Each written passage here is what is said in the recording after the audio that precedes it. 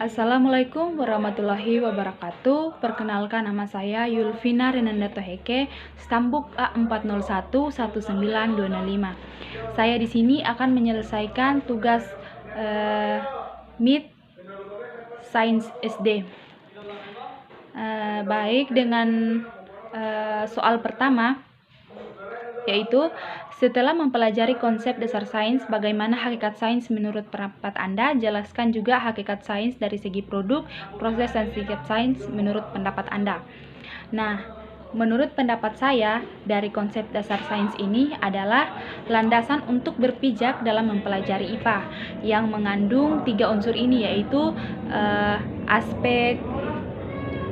mengandung 3 aspek, yaitu aspek produk, sains sebagai proses, dan sains sebagai sikap ilmiah. Nah, menurut saya juga sains dari segi produk merupakan makna alam dan sebagai fenomena perilaku karakteristik yang dikemas menjadi kumpulan teori dan konsep hukum dan prinsip. Dan kemudian sains sebagai proses, cara untuk memperoleh pendahuluan melalui sejumlah kegiatan keterampilan.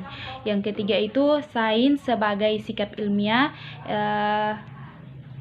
pemahaman siswa dan nilai sikap siswa ilmiah sesuai yang siswa dapat melaksanakan kegiatan ilmiah. Dari sains ilmiah ini siswa dapat melakukan kegiatan ilmiah ini. Nah, kemudian soal yang kedua adalah mengemukakan masing-masing satu masalah yang berhubungan dengan 5 pokok biologi yang sudah dibahas, yang berhubungan dengan kehidupan sehari-hari. Kemudian sesuaikan persoalan masalah yang berhubungan dengan teori biologi yang terdapat dalam kehidupan sehari-hari menurut masing-masing pendapat masing-masing mempelajari konsep dasar sains SD ini. Nah, di sini masalah ada 5 pokok pembahasan dari biologi kemarin, yaitu yang pertama itu ciri-ciri makhluk hidup yang menjadi kebiasaan, yang menjadi masalah dalam kehidupan sehari-hari itu. Misalnya pada ciri-ciri makhluk hidup kan ada pernafasan. Misalnya pernafasan biasanya sesak, itu dikarenakan ada penyakit.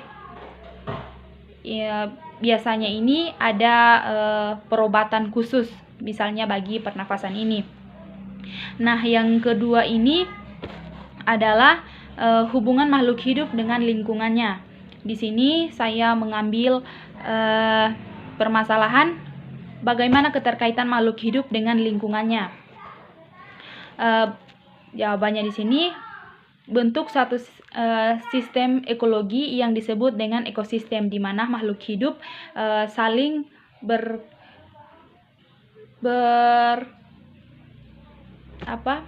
saling bergantungan dengan lingkungannya. Tanpa lingkungan, makhluk hidup tidak akan tumbuh dan berkembang. Dan yang ketiga adalah pertumbuhan dan perkembangan pada makhluk hidup. Di sini pertumbuhan dan perkembangan pada hewan, tumbuhan, dan manusia. Di sini saya mengambil masalah, yaitu perbedaan dari ketiga ini, yaitu di mana perbedaan dari pertumbuhan manusia, hewan, dan tumbuhan ini, di mana manusia dan hewan ini hampir sama, tetapi tumbuhan dia sepertinya ada berbeda,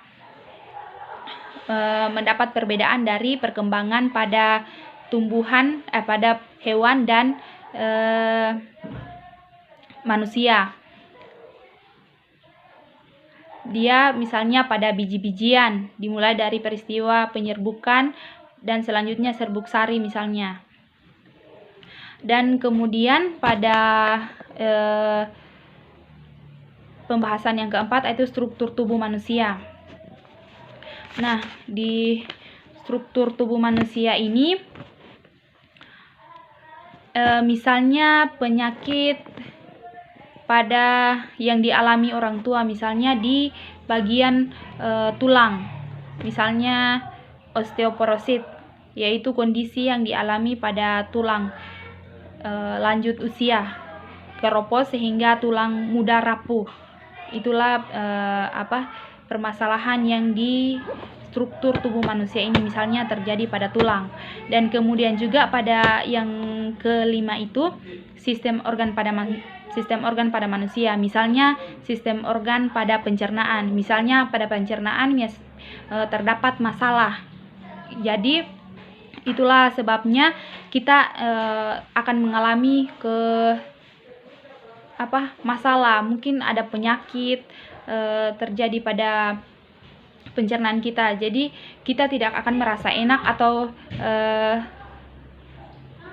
sistem pencernaan kita itu tidak lancar begitu.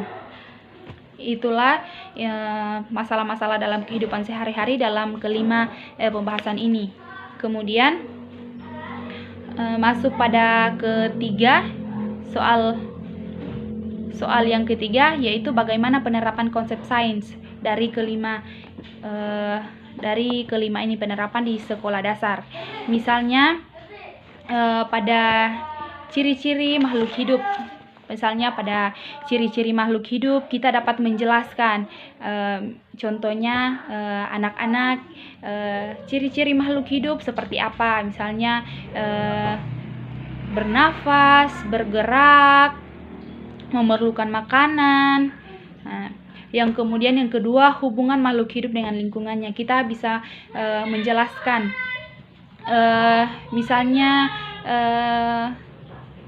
ikan, misalnya kerbau bisa hidup di lingkungan, misalnya di sawah. Itulah hubungan. Tanpa lingkungan, makhluk hidup tidak akan berkembang. Kemudian yang ketiga, pertumbuhan dan perkembangan pada makhluk hidup. Nah, di pertumbuhan dan perkembangan pada makhluk hidup, kita bisa menjelaskan kepada siswa kita bagaimana perkembangan pada manusia, bagaimana perkembangan pada tumbuhan, dan bagaimana proses pengembangan pada hewan. Itulah apa yang bisa kita jelaskan pada pertumbuhan dan perkembangan pada makhluk hidup, karena makhluk hidup tergolong pada hewan, manusia, dan tumbuhan. Dan kemudian struktur tubuh manusia. Struktur tubuh manusia kita dapat menjelaskan 12 sistem struktur tubuh pada manusia, seperti sistem rangka pengertiannya apa, dan fungsi sistem rangka itu bagaimana. Kemudian sistem otot, sistem peredaran darah, dan sistem pencernaan, dan ke-12 struktur tubuh pada manusia tersebut. Dan yang kemudian misalnya sistem organ pada manusia. Sistem organ pada manusia kita dapat menjelaskan apa-apa saja sistem organ pada manusia dan apa juga fungsi-fungsinya, seperti fungsi pernafasan. Fungsi pernafasan apa, pengertian pernafasan apa. Misalnya pernafasan pada organ yang membantu proses udara masuk keluar dari dalam saluran pernafasan. Dan kita juga memberikan contoh apa fungsi dari pernafasan ini. Itulah penerapan jika kita menerapkan di sekolah dasar. Kita dapat menjelaskan apa-apa saja fungsi dan pengertian dari apa yang kita jelaskan dari kelima yang kita bahas di biologi ini. Mungkin itu saja dari saya. Saya akhiri. Wassalamualaikum warahmatullahi wabarakatuh.